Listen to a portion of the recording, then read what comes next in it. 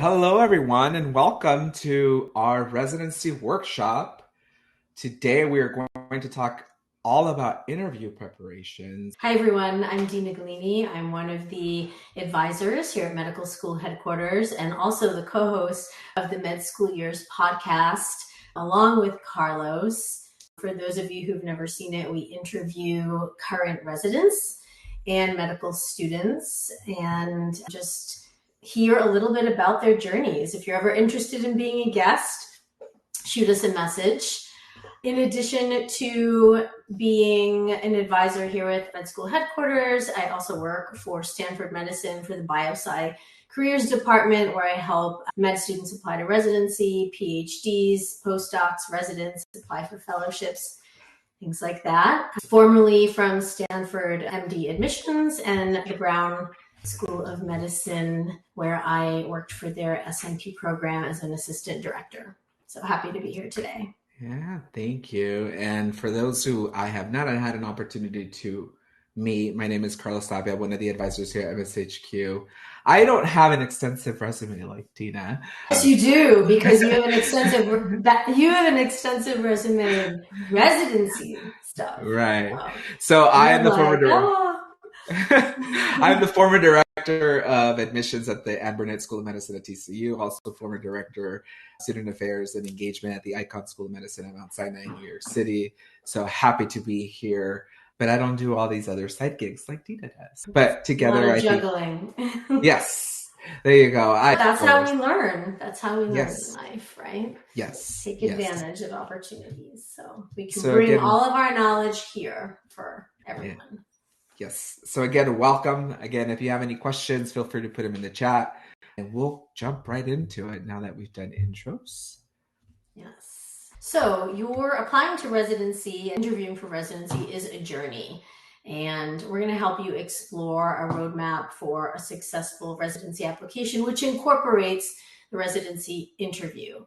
So we will help you understand the role of the residency interview. Everyone in attendance should know how important interviews are. You went through them for your med school interviews. We'll talk about some strategies that can help you answer questions and offer some tips on how to handle specific questions. As Dina mentioned, although we're talking about the interview portion today, I just want to give a sort of overview of where you've come from and where you're going in this process. So by now, most of you have submitted your ARIS application. Program directors were able to pull data as of yesterday, I believe, at 9 a.m. Eastern time. So now they have your application and they're quickly reviewing. But these are all the components that you've been working on as the year has progressed. Now we're at the process of interviews, right? So we're starting mock interviews because most programs will release interview invitations around the end of September, beginning of October. And the interview season really goes all the way through the end of the year, beginning of next year. Each program is unique, and some programs follow a national deadline when they release interview invites. Some programs go on their own. Again, similar to the admissions process, right? They're trying to fill their roster, trying to interview as many as they can to make sure that they make the perfect match. In February, you will be responsible for placing all of the programs that you interviewed in a rank order list for the match, which happens the third week of March. And that same week is all about SOAP, making sure that you have received a match offer. And then by that Friday, you know where you are going to spend the next 3 to 7 years, depending on the specialty, training for the next phase of you becoming a physician. But again, right now or today, we are going to focus specifically on the interview portion as you prepare and you anxiously await interview invitations. For some objectives for the interview, what is the purpose of it? It adds a face to the application. I always used to like to say in MD admissions that it humanizes what on paper, and it's just matching who you are to all of your experiences. It goes beyond the metrics, beyond your test scores, your letters of recommendation, and basically it's meeting you to see who you are and what type of personality you have and if it would be a good fit for a program. At the time of an interview, you get to tell your story and you also get to express your interest in that particular specialty. So this is the time for you to really make it known why you chose this specialty and who you are and why all your experiences have led you up to this point. And the interview is going to determine if you're a good fit for them and if they're a good fit for you. Yeah. And so now that Dina has mentioned what sort of the process or what this interview is, I want to take a moment to emphasize what the interview is not, because I think we get into the habit of possibly repeating a lot of the things that we have already mentioned in our application. And so it is not a restatement of everything in your application verbatim, right? I think you have to be very cautious and very careful of referencing your application in this process when you're in the interview, right? I would encourage you to say, as my application states, right? Think about how you're presenting yourself in this process, because technically you are applying for a job.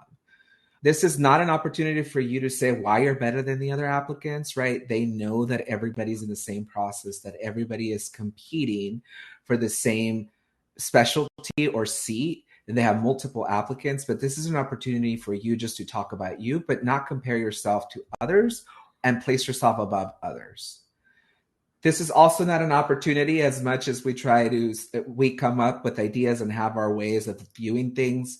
It is not an opportunity for you to state how you, being a part of this specialty, you're going to come in and change and revolutionize things that need change, things that you see as challenges, things that you're hearing on the news, right? Every day there's thousands and thousands of news articles and information that are all related to different specialties in healthcare. But this is not an opportunity for you to come and say, if admitted to this program, this is where I'm going to make changes so that it impacts the future. Again, just this is about you, but not from that standpoint. It's also not an opportunity for you to name drop, right? Although we make connections and we network and we know a lot of people and we've done research and we know physicians at different hospitals, it tends to happen a lot, especially with competitive specialties, where we know this doctor, doctors from TV. I will say that's something new that has come into play in the last couple of years, of working with folks that maybe have been on TV shows, reality TV, right? This is not an opportunity to name drop. They really are trying just to get to know you better, and just make sure that you avoid that. If you get asked a question about your research, I think it's okay to introduce it, but don't introduce it from the perspective of you've done research with somebody that has been published 50 research publications, or from that standpoint. So just be very cautious when you're introducing this information in your interview. Carlos, it's important to remain humble. Yes. Right? I mean, yes. When you're talking about all of the things not to do, it's similar to what we tell students for med school interviews as well. And we see it all the time. Sometimes students forget that humility goes a long way, and to remain humble in the process. Yes, I think some students in this it's a competitive process similar to med school, right? And so residency is high stakes. And I think naturally, because we're trying to get a spot, knowing that you're competing against others, there's a rank order, there's an algorithm, we naturally want to be competitive and demonstrate that I'm better for this than somebody else. But in this whole process, it's just a good way to remember that they want to get to know you. So any of your accomplishments, who you've worked with, who you've networked with, who do you make connections with, it's okay to introduce, but to Dina's point, be humble about it. It's an opportunity that was given to you, and you took advantage of that opportunity. And so introduce it from that standpoint of being humble.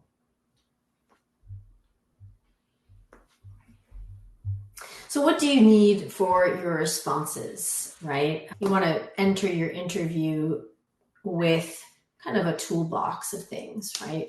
You want to be able to reflect on your most important patient interactions and clinical experiences. Those patient encounters are really meaningful, and you want to make sure that prior to an interview, you've maybe thought back, or if you've kept a journal, to the ones that really were transformative for you in terms of growth.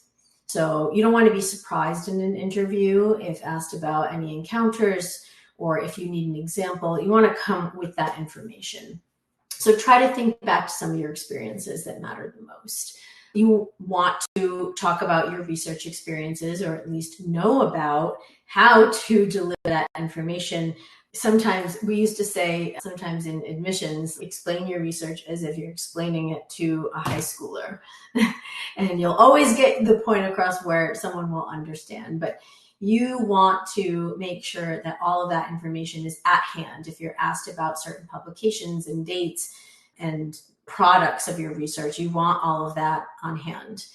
You want some situational or behavioral stories that you can answer some questions with. So whether it's tell me about a time you really faced an ethical dilemma, or you witnessed physicians facing an ethical dilemma, you want some examples of that. You don't want to be caught off guard.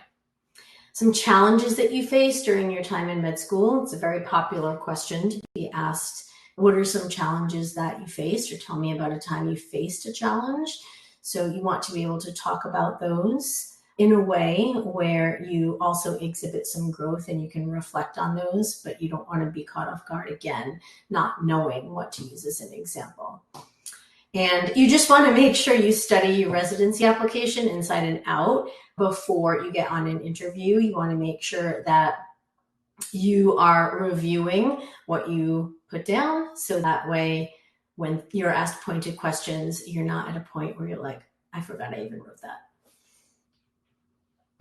I think those are all great points, Dina. And the other thing I think you mentioned of specifically to research, right? Even if it's something that you're still working on, not that you have a publication or something, that could potentially also be used, right? Like some of the failures that you had in the research, that could potentially be some challenges, and flip the question or flip the story to be able to fit those challenges that you faced during medical school, right? All of this is part of your journey. So continue to expand on the experiences, and don't think that it's just about the clinical aspect or the research aspect, right? There's so much more that goes into discovering who you are, and it's taking your entire journey to medicine, I would say from the beginning all the way to where you're at today, to really provide some context into these stories and who you are.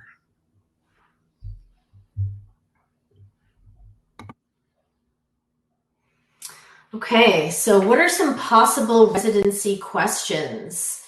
Let's go through some options here. Tell us a little bit about yourself. That's a popular question for med school. I'm sure you all practiced that when you had to interview for your med school interviews. I think pretty much every school or program will ask that question.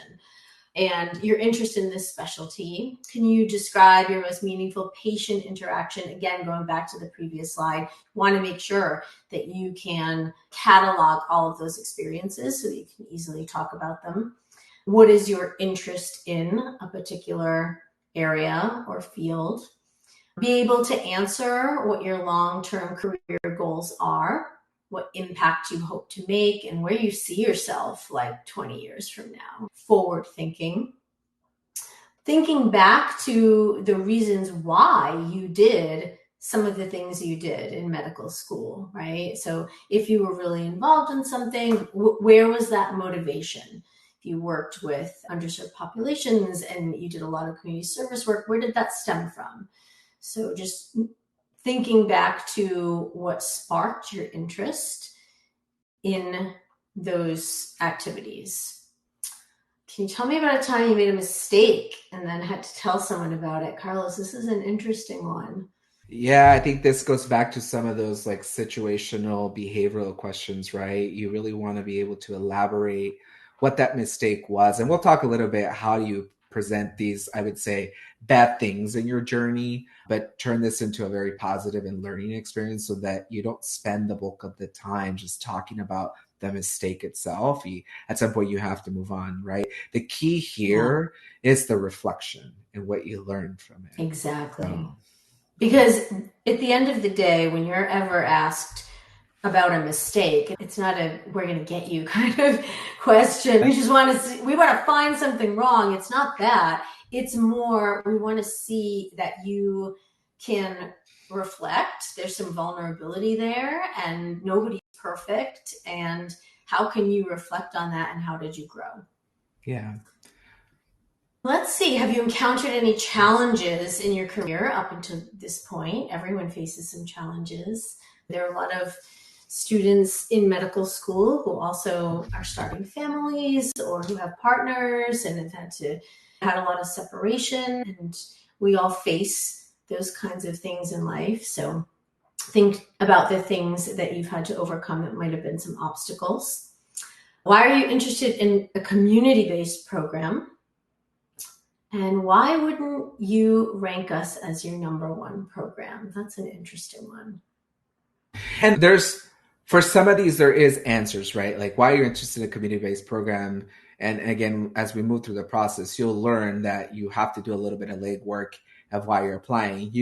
Although you strategize in the process of submitting your application to all of these programs across the country or various regions, some of these are community-based programs, right? They're not large academic centers or big urban hospitals within big cities. And so sometimes these programs really have an aim of recruiting individuals that are interested in that community-based program, maybe even rural programs. I was recently just up in the Northeast for the first time in New Hampshire. And although they have a medical school and it's an Ivy League medical school, I would say it's still in a rural area of the country. Very rural. And so they would want to recruit individuals that will thrive in that environment and that will be okay, right? Or they have an interest in that, working with those populations, again, because of the location, maybe the proximity to other things that are available. And so you really have to be prepared to answer that question. The why wouldn't you rank us number one? I would say this is where you get a little bit of a political response, right? There's not a response that we're like, yeah, I'm just exploring and we'll see if you end up on my list. You have to be able to convey with a politically correct response to be able to say, I felt like I answered that appropriately without maybe ruffling any feathers. But in the vein of all of these questions, I think these are just examples. There's so much more. So many more you could potentially get asked. Right, that are tailored to the program specifically. It could be about the hospital, it could be about the program, it could be about the location. Again, it could be conversational, just very conversational. We've talked to a lot of students that have said it's just really conversational. Yeah. And I think you get into the conversational piece a lot as well if you have done a rotation at an away program, so not your home program, because they know you already. A lot of these interviews could potentially be just a formality of following through the process. So they're inviting you back and you might meet with somebody that you already know. It doesn't mean that you take it any less serious, right? It's still an interview. You show up and you put your best foot forward and you answer the questions, but it might become a little bit more relaxed because you know these folks already, right? You spent 4 weeks or 2 weeks, depending on the program, right? Or 8 weeks, whatever you're spending the amount of time. You might have gone to medical school at a different state. You're coming back and you did clinical work here as a pre-med, right? And now you're doing an away rotation back home.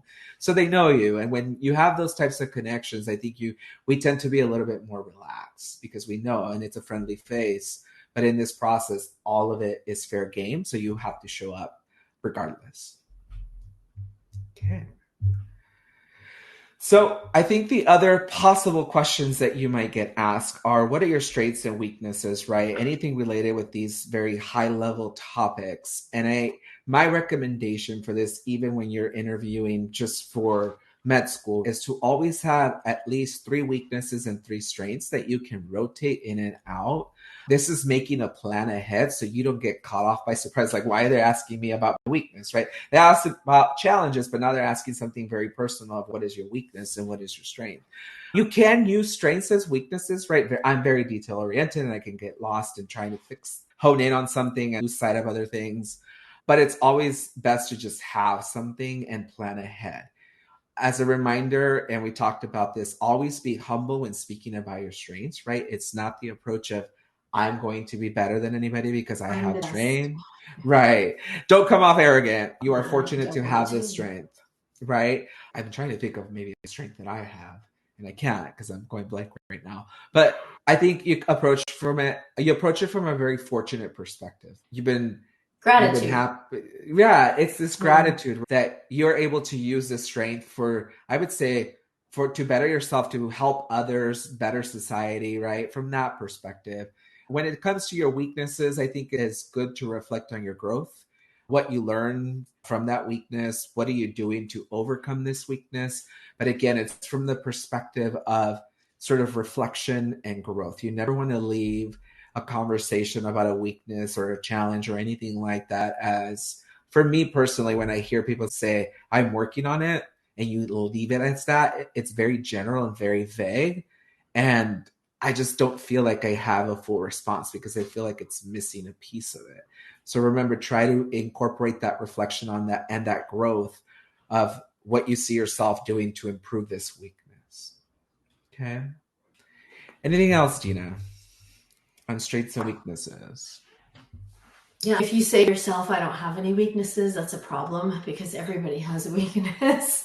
You have to dig deep. I would asking friends and family too, what do you think is my weakness? Sometimes they come up with things that maybe you never really saw. Just make sure that you can reflect on that. And you bring up a good point. You can't say I don't have one. Similar to when you get asked a question, I don't think you don't have an opportunity to not provide a response. You're going to have to figure something out. And I think you provide some good points of asking friends and family. Yeah. Yeah.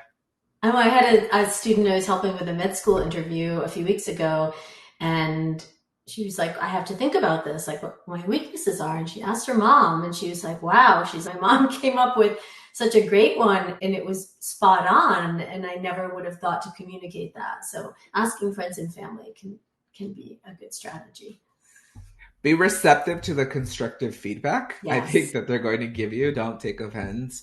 And as you receive that information, I would say start to think and formulate, how does this manifest itself? How do you see it?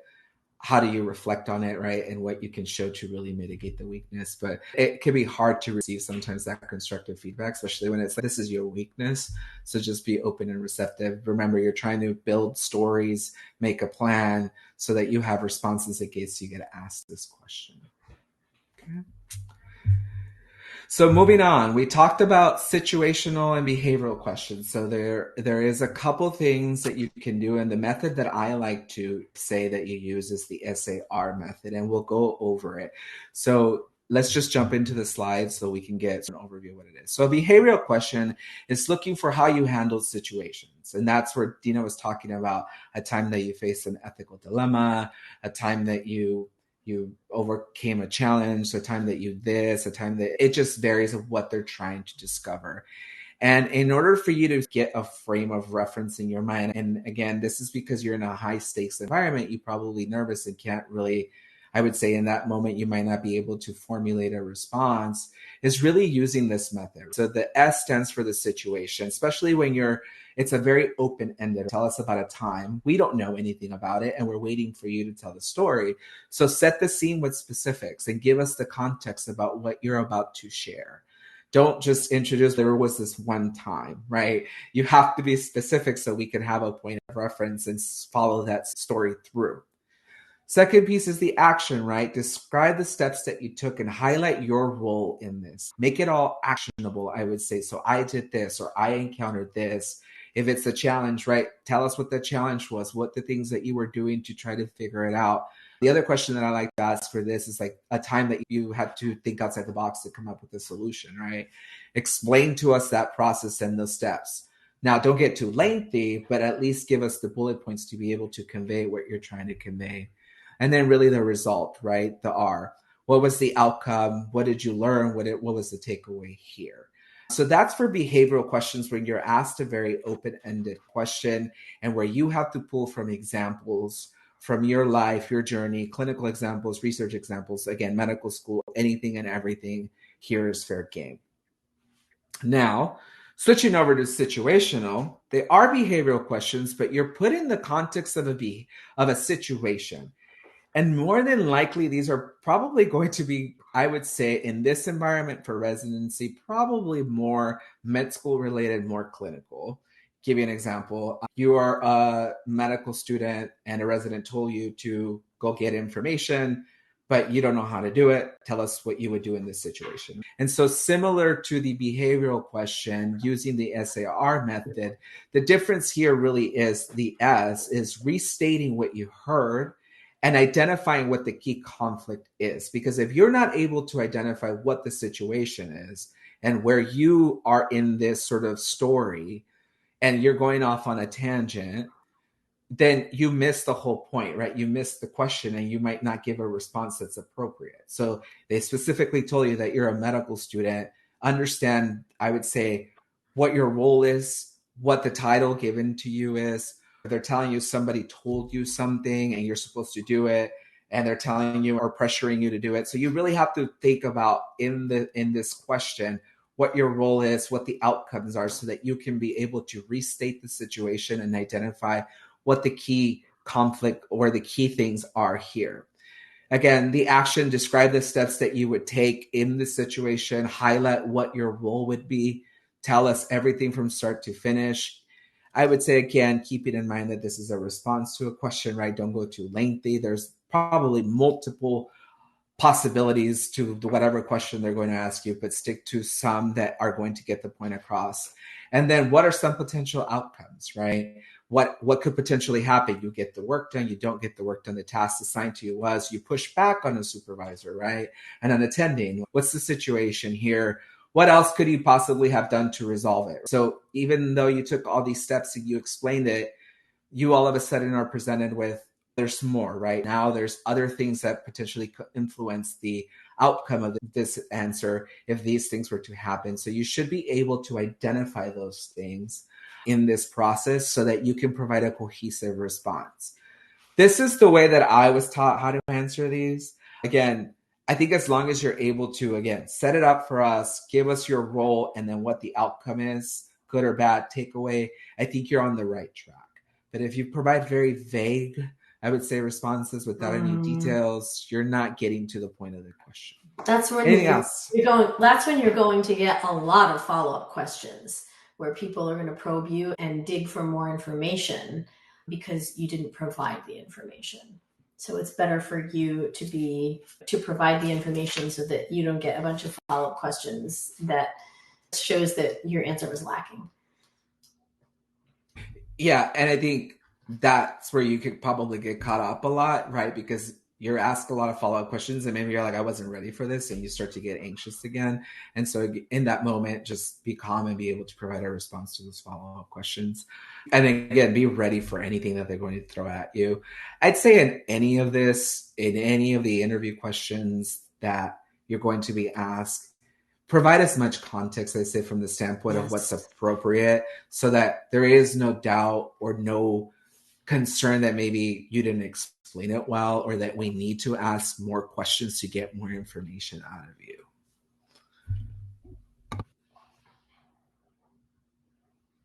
So we talked about this, how to answer the bad stuff. Sometimes people struggle with this. And as you see here, you see this pie chart, 20% of your response should be spent on the bad stuff, right? Tell us what the mistake was. The rest should really be spent on what the process of this bad stuff was.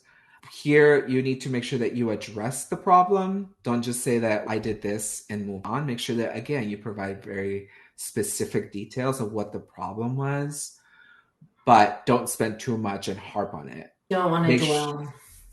Correct.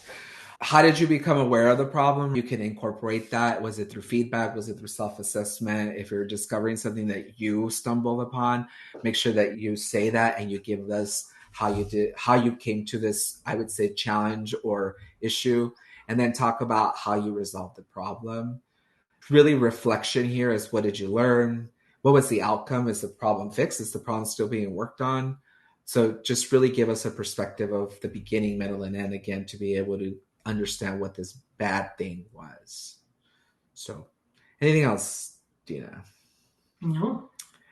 Yeah, I would add that in this process, you're probably going to want to focus on step scores, especially step 2. If you were thinking about, my step score was below the average for the specialty, or maybe I didn't get the step 2 score that I wanted. Now that step 1 has a pass fail, I would say not to maybe use that as something bad in your application unless you're specifically asked.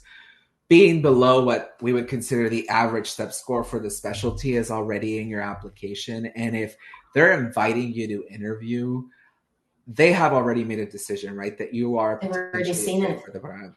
Right. So why bring it to the attention? Although you probably feel like you're not as competitive, I would say You are, because you're being invited to interview at this point. So be able to maybe come up with something else. Now, if you failed step one and had to retake it, and so now you have a failure in the past, I'm saying that is okay to say, what did you learn, right? I failed step one, I had to take a step back, figure how do you to best respond to that question. But don't harp on the number specifically of step two. Don't harp on my research project didn't get a publication. That's so minute, I think, in the grander scheme of things, that I would encourage you to pick other challenges maybe in your application if you really have to explain something in your application, and only if you get asked. I'm the firm believer that if you don't get asked, I'm not going to introduce it. Why bring attention to it? And even if you were right, maybe as a challenge potentially, but not as, if you get asked the question, is there anything else that you would want to know? I would say don't make it negative. I would encourage you to really talk about the positive things in the process and that you have experienced. All right.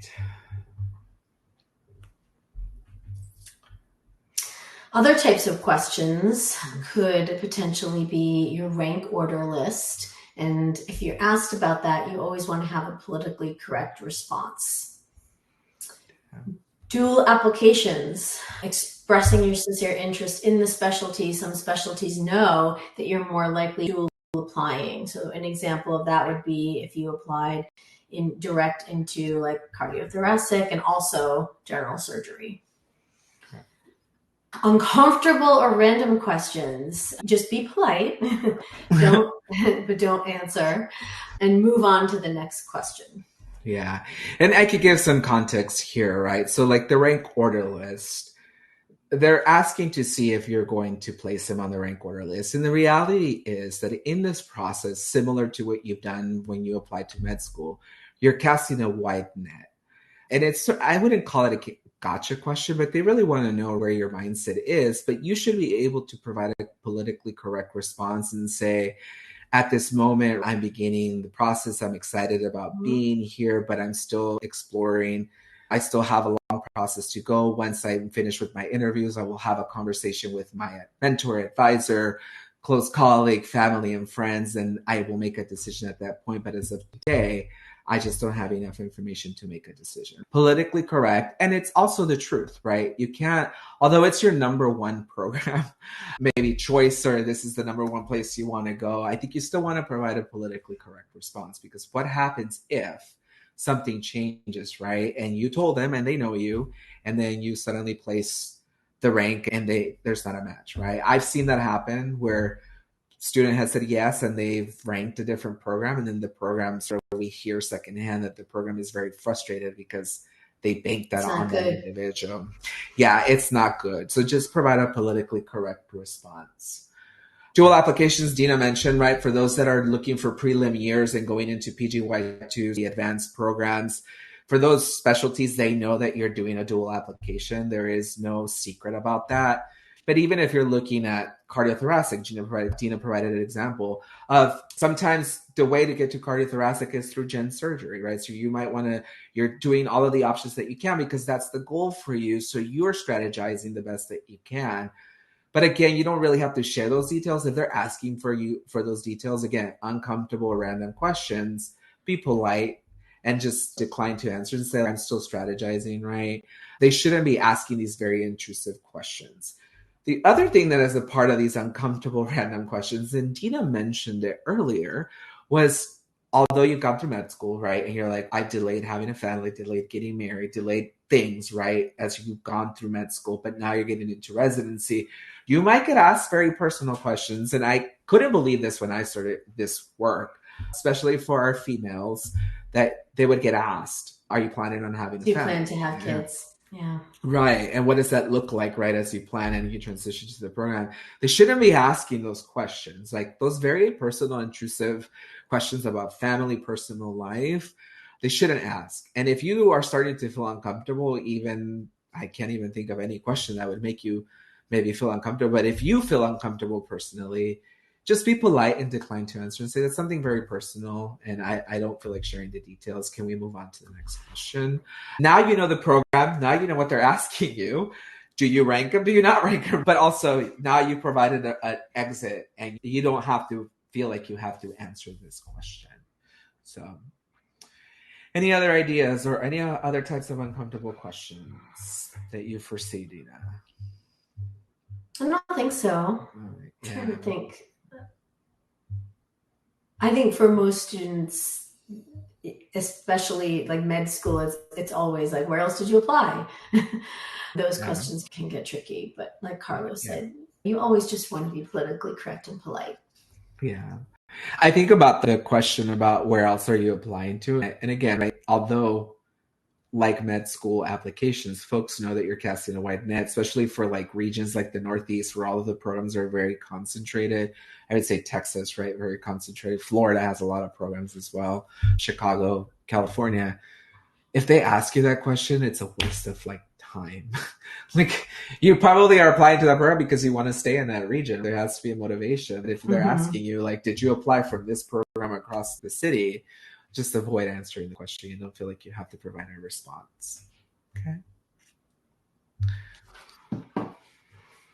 So some general tips for interviews. Don't ever go in negative. Okay. Even if it's a program that you should be grateful for any interview for any program, but if it's one that maybe isn't at the top of your list, you always want to go in with a positive attitude and focus on the great learning experience of it. Everyone you meet during your interview is important. Okay. And things happen sometimes, right? Like things happen where the person that you maybe were scheduled to interview with, maybe they got called into surgery, or maybe something happened with their family and it could be unexpected that it's somebody different, but everyone is important no matter what their role is. You don't want to go off on tangents. If you're practicing and you're doing some mock interviews, my favorite tool is the timer. And I like to tell students to get onto Zoom and record yourself, as awkward as it is, and use the timer app and time yourself. If you find that in practicing for questions, you're really lengthy and you're just rambling and going off on tangents, try to practice with the timer and condense your answers and shorten it up. You want to stay on point and focus on the question because people tune out. And you don't want someone to tune out. You want to make sure that every word you say and every sentence you say matters. Okay, so if you know right off the bat that you have a problem with that in general, then try to use the timer and try to use some strategies to cut it down to make sure that everything you're saying is super important. You always want to be formal, right? Something I picked up on the other day, so simple, even like over Zoom, is just on documents or electronically capitalizing your name. It drives me crazy. I used to always pick up on that on interview day and MD admissions when students wouldn't capitalize their name in their Zoom.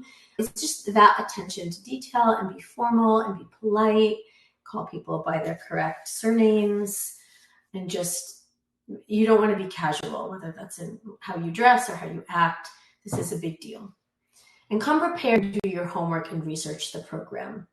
There's a lot of research involved on the program, and you want to make sure that you're conveying the reasons why you're a good fit, but then also you want to come prepared with any questions you might have from the research that you've done.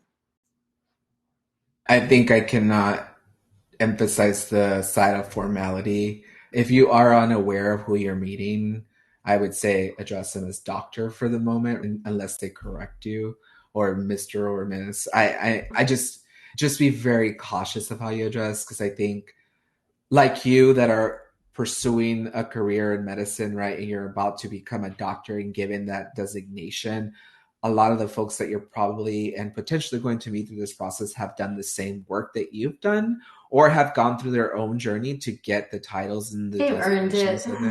Right, they've earned it. Yeah. So give them that courtesy and be formal about it. I would also say in this formality, also always please, thank you. It goes a long way, because you don't want to come off as yes. Like, I think people sometimes miss it in such of the formality of this is an interview and I don't say these things. And also because we're so used to, I hate to say this, but like text, right? Yeah. BRB and things like that. Some students answer questions sometimes. Yeah, you want to work on that. You want to form complete sentences and be as formal as possible. Yeah. Not a test. Yeah. And I think the other piece, because I know when I was working for a large academic center, is the other emphasis of everybody that you meet, right? You're not this person because there is a doctor in front of you, but when the doctor is not there and there is a nurse, a PA, somebody that works at the hospital, a coordinator for the specialty, that you're a totally different person with them. And you'd be surprised how much of that information would trickle down to us to say when the student would be like, I don't know why I didn't get placed at the program, when we would go back and be like, what was the situation? Was it like something severe? Or even as we would hear things of the interview and we would meet with students and say, how did your interview go? It would trickle down to us of, hey, we met one of your students and X, Y, and Z happened. You want to be very cautious about that because that is an indication, I would say, in telling that they're probably on the line and towing whether they're going to place you on the rank order list or not. So again, be very attentive to those things. I think the other piece too is that every sentence is important, to your point, Dean. I think we talked about it in the personal statement, right? Like every word, every sentence has a purpose. Yeah. All your responses here have a purpose as well. Don't leave any room for interpretation, any vagueness, concern, cause for concern that they would be like, this person might not be a good fit for us. Okay. All right. That takes us into sort of our final tidbits of information, right? In this entire process, although maybe you potentially met people, worked with people in research, down in clerkship rotations, you did an away rotation, or this is the first time that you're meeting them. Maybe this is not your number one program. Maybe you're like, I'm just applying and I'm going to show up to all of my interviews. Show enthusiasm. The last thing that any program wants to get is somebody that's just like very down in the dumps that doesn't show interest. Right. And we have experience, I have experienced particularly that on the admission side, right? Where some people have applied to med school and they're just like, I'm just here because I'm going through the process, and you don't show that enthusiasm. And there's different ways that you can show enthusiasm, right? Introduce yourself, be happy to be there and grateful to be there, but also be engaged in the conversation. Don't be relaxed. Don't be like you're not interested in what they're talking about. So be present. Be present. Yes. Don't seem like you're tuned out. And another important thing is to show up on time. Please be on time. Whether it's virtually or in person, always try to show up even a little early. When you show up late, it tells people that you don't value their time, and it's just not a good look. Yeah. For virtual, I think tips, right? Again, because most of the residency stuff switched to virtual over the pandemic, and a lot of that has carried over, although some programs are now returning to in person, and it varies by specialty, it varies by program. Each specialty has received guidance from their boards and stuff like that. Virtual, make sure that all your equipment is running, right? Updates. Zoom has an update pretty much every day. Make sure that you do that. Wi-Fi. Yeah. Don't use a blurred background. Yeah. Guilty. I use it. Yeah. In an interview, I think, especially, well, for med school interviews, it definitely diminishes the integrity of it. You never want someone to think there's someone else there feeding you answers or things like that. You want to just be as authentic as possible and make sure it's clean.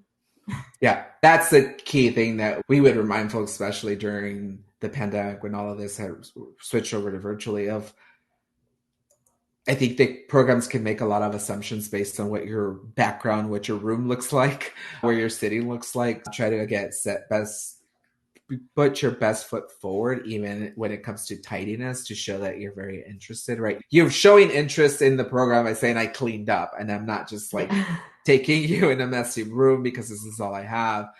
Virtually, I would also recommend that nobody is around. If you have roommates, please make sure that you tell them not to be in the vicinity or disruption during the interview process, because again, this is your job. You're applying for a job. And without this next step, you could potentially be in a lot of trouble. And I think in person, right, you show up in person, but show up on time. If you have to drive somewhere, make sure that your car's running, right? If you take public transportation. Bring an umbrella with you, pack an Yes. umbrella. It's nothing worse than showing up for an in-person interview and having to walk from somewhere, but you're not prepared with an umbrella and you show up soaked and drenched. Yeah. Interview, little things like that. Yeah. I would say if you're traveling, try to fly in a day before so you have some wiggle room in case something happens. Even if, again, I focus on the Northeast because of like the possibility of using trains and stuff like that. Don't cut it close, assuming that, oh, that gives me 30 minutes to walk from the train station there. You Right? never know. Right. Give yourself time. Yeah. Yeah. So give yourself enough time for all of that. As we move, final reminders, own your story. Do not try to be somebody that you're not. Be authentic. Correct. You submitted information. They know your scores. They know your letters of recommendation. They've seen your publications, your research, all of your experiences. Just read your application and own your story. Any mishaps, own it, right? Don't be afraid to talk about them as challenges and how you overcame them, but don't try to be somebody that you're not. Again, coming from this standpoint of being humble from that standpoint. Anything else for this one, Dina? Just be professional. Yeah. Don't leave your phone on. If you have a smartwatch or something, turn the volume off. You just want to be professional and engaged. And again, just be present. Yeah. This comes to dress too, right? Virtually or in person. And we do this all the time. Dress from head to toe, in person, dress professional. Again, this is an interview. So you're going in, putting your best foot forward, making sure that you're, I would say, dress in business attire from head to toe. And depending on what your interview day looks like, especially if it's in person and even virtually, right? You might have an interview this block and then in an hour you have a different session. Just make sure that you're dressed throughout it all the time, unless there's specific instructions. Like for this, you can read business. For this, it's a little bit more informal. I would like to say that when you go back for sort of visits to campuses, if they invite you back for in-person visits, even if it's virtual, or there is a reception and dinner, be mindful of the amount of liquor that you consume. Again, going not to in person, because I remember we used to do this as well for our second looks. Just be mindful. Again, you're being watched, you're being observed. Yeah. You can have 1-2 cocktails, depending on who you are and how much liquor it takes, I would say, for you to feel like, okay, I'm pushing that limit. Residents, I would say, have a lot of influence. And the people that you tend to socialize or they try to let you meet are the residents currently in the program. And again, we would get trickle down information of, hey, we've met this student, I'm a resident, and they would communicate to the program director. So you're being watched, you're being observed. Best behavior. So if liquor is involved in any activity within your residency interview process, coming back to visit campus, be mindful of that. It's not an opportunity for you to be a free-for-all and consume too much alcohol. So, yeah. And remember, you are at the program because they want to meet you. Something in your application caught their attention.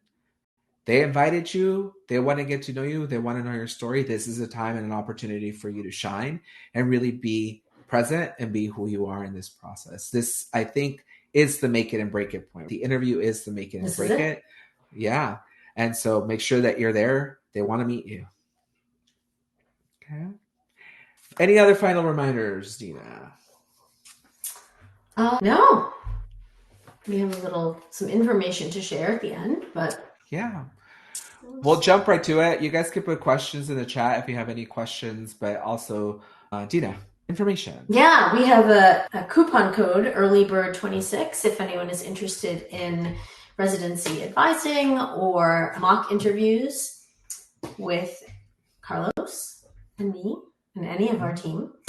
We help students prepare for interviews. It's always good to practice. I think it's great to practice with family and friends, but sometimes they may not know exactly what to ask.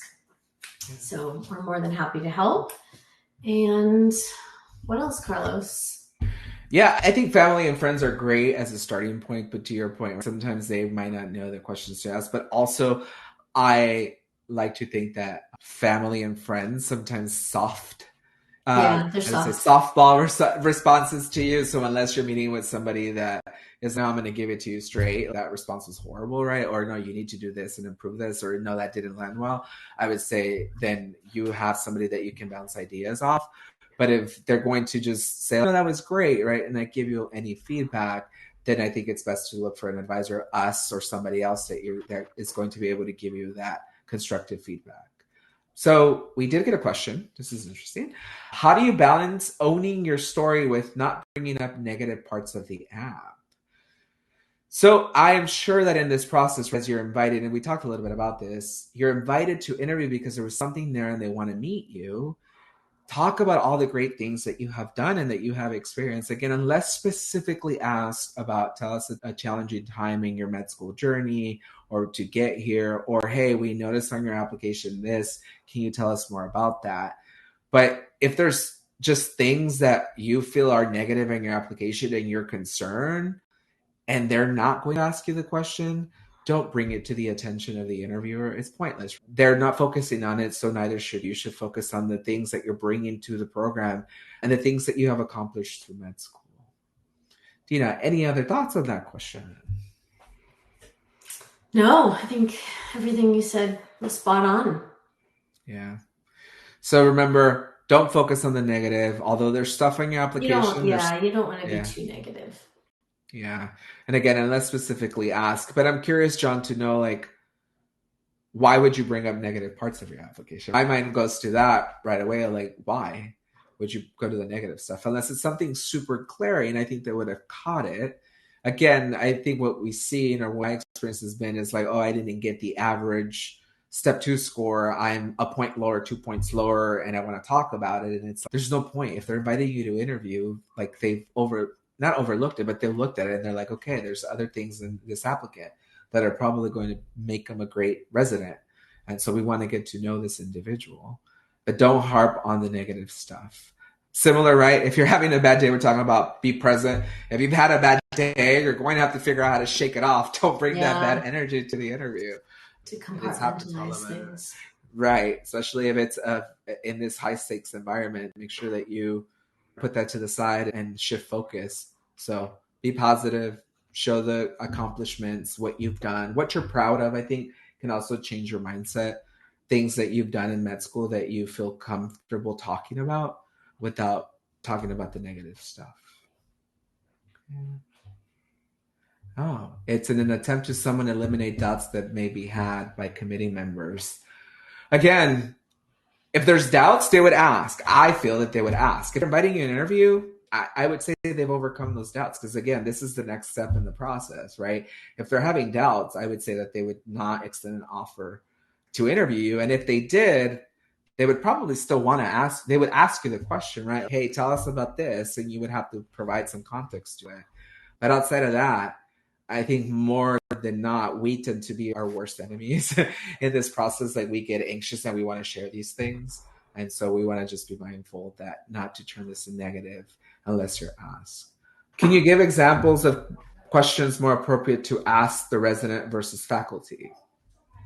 I think questions about community and culture are great for residents. I'm going to put the link in the chat box to our podcast because we interviewed 2 students who are entering cardiothoracic and neurosurgery residency, and they were just fantastic in terms of the information they shared about their journey. But I think when it comes to talking to residents, it's more about what is that culture like and the community of the healthcare system, mentorship, things like that. Carlos, anything that you would particularly ask faculty? I think faculty, you would have to be very mindful of like maybe thinking of like how faculty are involved in the program. What is the expectation, right? What you're reading, something is piquing your interest in the particular program. Can you ask the resident the question, their perspective, but then also duplicate it and ask the faculty? Yes. But I think you're going to have to figure out what is best asked. I think to Dina's point, I think residents are going to be your peers, right? You're going to enter as a PG1, maybe they're 1, 2, or 3, and they're still residents. And so you can ask from the perspective and the lens from the resident. But when you're asking programs specifically about the program, maybe expectations, how can I get involved in this? Or what's the expectation of this? I think those are maybe best left for faculty that have maybe the behind the scenes, I would say, expertise about the curriculum and the program and all that stuff, those details. But you might want to ask residents too, right? I see that this program has this. Have you participated? And a resident might tell you, no, that was not my area of interest. So I'm going to do something different. But you're going to have to be able to come up with some examples or some questions for both folks, or say categories of individuals that you're going to meet in the process. Okay. What's to come, I think, after the interview is the rank order. And if you need help even doing that, it's good to bounce ideas off an advisor to see maybe you're missing something, you want to talk it over. We're also here for that. So feel free to reach out to us. Thank you all for joining today, and we will see you at our next one. Yes, thank you.